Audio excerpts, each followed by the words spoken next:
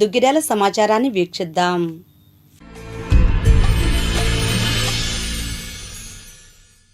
MLC శాసనమండలి deputy chairperson Zakia Khanam బీజేపీలో చేరడం ద్వారా ముస్లిం సమాజానికి నమ్మక ద్రోహం చేశారని వైఎస్ఆర్సీపీ ముస్లిం మైనార్టీ సీనియర్ నాయకులు షేక్ సుభానీ పేర్కొన్నారు.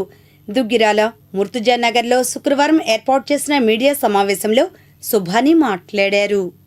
ఎమ్మెల్సీ శాసనమండలి డిప్యూటీ చైర్పర్సన్ జాకియా ఖానం గారు బీజేపీలో చేరడం ద్వారా ముస్లిం సమాజానికి నమ్మక ద్రోహం చేశారు. జాకియా ఖానం భర్త అఫ్జల్ అలీ ఖాన్ గారు చనిపోయి పుట్టుడి దుగ్గంలో ఉన్న జాకియా ఖాన్ వైఎస్ఆర్ కాంగ్రెస్ పార్టీ హక్కును చేర్చుకుని రాజకీయ భవిష్యత్తును ఇచ్చింది.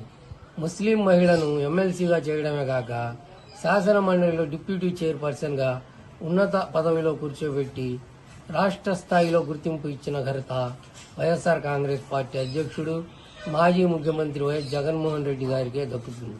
ముస్లింలకు పెద్దపీట వేశారు. తన స్వార్థ ప్రయోజనాల కోసం దేశవ్యాప్తంగా ముస్లిం సమాజానికి వ్యతిరేకంగా నల్ల చట్టాలను తెచ్చిన బీజేపీలో చేరడం ద్వారా జాకియా ఖానం యావత్తు ముస్లిం సమాజానికి తీరని ద్రోహం చేశారు. ముస్లింలు ఆమెను ఎన్నటికీ క్షమించారు. ఇప్పుడు ప్రకటనలు.